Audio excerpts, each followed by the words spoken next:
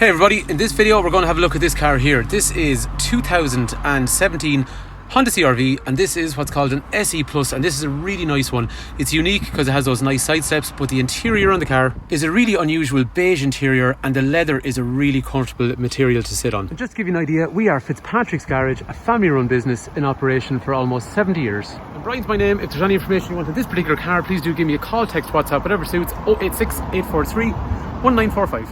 So in this video we're going to have a look around the features on the outside of the car, and we're going to have a look at the inside, and we're going to go for a drive in the car as well. And by the end of it you'll realise why these are a really nice SUV, especially if you need something that's nice to drive and also frugal as well. And what's also great about these cars, there's something different. There's lots of Tucson, Sportages and Qashqais. It's nice to have a CRV because it's something different. And for peace of mind as well, we are main Honda dealers, so we know these products really well, and we will supply the car serviced with a warranty as well. So let's start off by looking around this car and seeing what are the nice features on the outside of the vehicle. So the first thing is those really cool daytime running lights, and actually those daytime running lights also serve as the parking lights, and they mimic the shape of the grille in the front, so it comes together really well. It's really congruent looking. If you look also down low on the bumper, you'll have front fog lights, and they have a nice chrome surround, and I like the way the chrome matches that grille on the front. Parking sensor is going to be standard on the front, and it's got a nice brushed aluminium section along the bottom of the bumper as well. As we move around the car you'll see some of this brushed aluminium and chrome, and matches other parts of the car. The wheels are a nice diamond cut wheel, so they are shiny and reflective, so on sunny days or under artificial light they're shiny, and they look really cool when the wheels are turning, in other words. There is also a nice set of side running boards which make the car just a little bit lower looking to the ground, and I think that's nicer. And then up on top you've also got brushed aluminium roof rails, and that matches some of the other brushed aluminium we've seen on the car. The rear windows are privacy, and it is going to have a chrome surround all the way around the window, and that matches the chrome that we saw on the front of the car. And if you look along the back of the car as well, you've also got chrome along the boot lid, which actually moves into the taillight, as you can see. So again, chrome in the front, chrome on the side and the rear, it all comes together well. And there is brushed aluminium like what was on the front, we've also got it on the back, and parking sensors are going to be standard back there as well. So all these little bits and pieces make a nice looking car. The key is a smart key which you can use to open the windows or actually let the windows down as well, and it folds in the wing mirrors and it turns the lights on or off as well. Let's go for a drive. So first thing is on the CRV, you notice straight away you're nice and high, which is fine because it's an SUV. You get a good steering position because you've got rake reach. Gear stick is in a lovely place. The armrest actually is in a nice place, it goes back and forwards, which you'll see in a sec. It's just nice. Steering feel is nice, gear stick is nice and accessible, but it's high up. But we get lots of SUVs at the garage here, but this is definitely one of my favourite. Within that bracket of about kind of 115, 120 horsepower. I remember when these cars came out, people used to be kind of whinging because they were saying, okay, it's a 1.6, it's a big body, the old one is a 2.2, we won't be able to pull it along. I am telling you now, this car ain't got a bother in terms of pulling along in any gear at all. 300 newton meters, it's 120 horsepower, but it's got 300 newton meters of torque. It's way more responsive than most of the other SUVs that we sell in this segment. And it's got a nice chassis too, so when you go into a back road, like we're going to go onto now here as well, it actually, to be honest with you, I know I'm driving a CRV, but it ain't far off a Honda Civic in terms of how it feels. This type of road here, which has got plenty of bumps and compressions and turns, it requires a car, we'll say, that feels good in terms of a chassis, and it also requires a car that's kind of torquey to pull it up little hills like this. This is an enjoyable SUV to drive. I've been driving these since they came out, God, 7 years ago now I suppose. But on a back road like this I was always able to drive them on and not feel like I was driving something that was wavy. They are quite sure-footed. Again, don't take my word for it, come try it yourself. But that engine on a hill like this just pulls along nice. What we can do now in a sec anyway is we'll join the motorway and we'll get from 0 up to 120 and you'll see what I mean. This particular example drives really nice. It is a car that's got a full service history. Mileage is good. The car drives very well. And the cabin's actually nice and quiet as well. So say for example we're going to come onto this road here, we'll accelerate from first up a hill, mind you. It's a bit wet. First gear, second gear, into third, and we're at 80 kilometers an hour. In terms of getting from 0 to 120,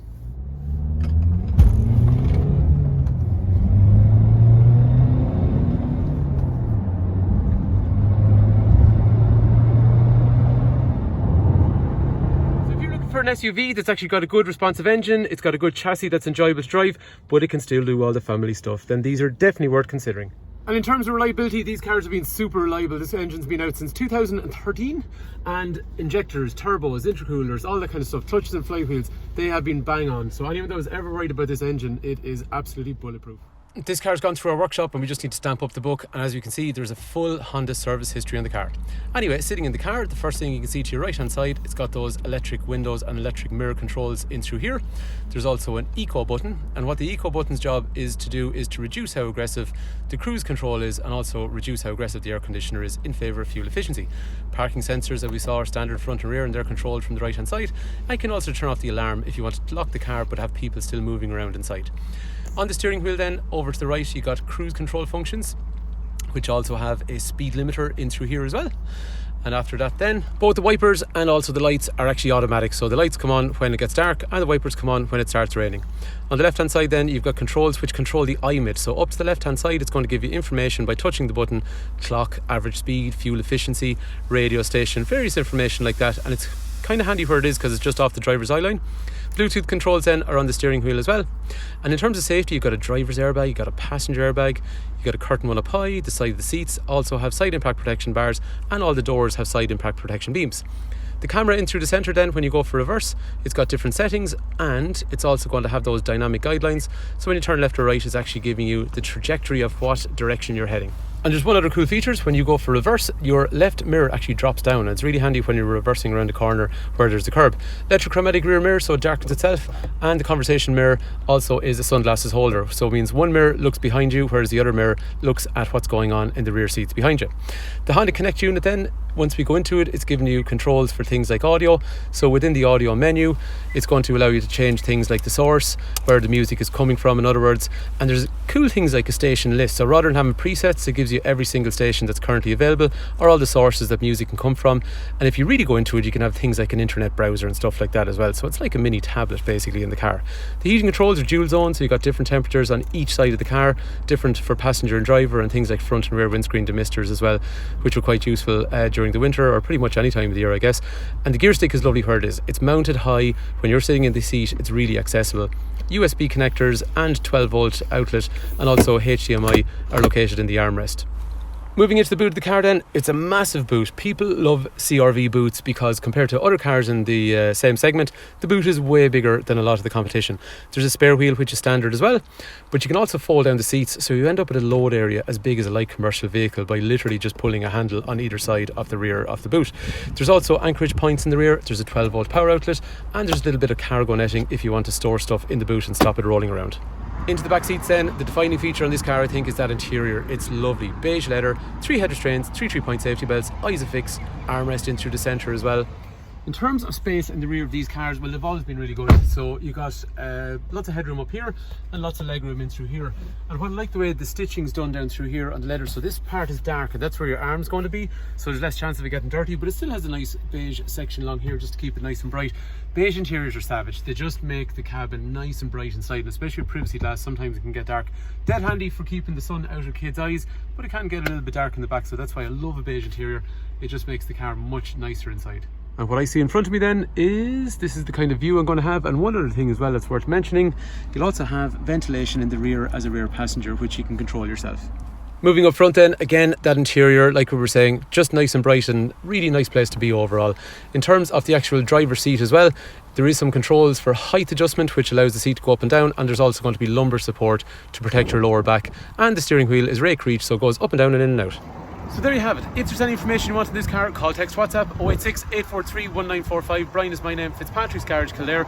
If you think the video's been useful and you're watching on YouTube, please do like and subscribe. And if there's something I've missed, let me know in the comment section below, and I'll do my best to address it. If you're in Ireland and you're looking to purchase this car, please do come to the garage, ask for Brian. But if you want to know about trading in or finance or just about the car in general before you travel, give me a shout on the phone. Thanks a million for taking time to watch. Hopefully the video's been useful.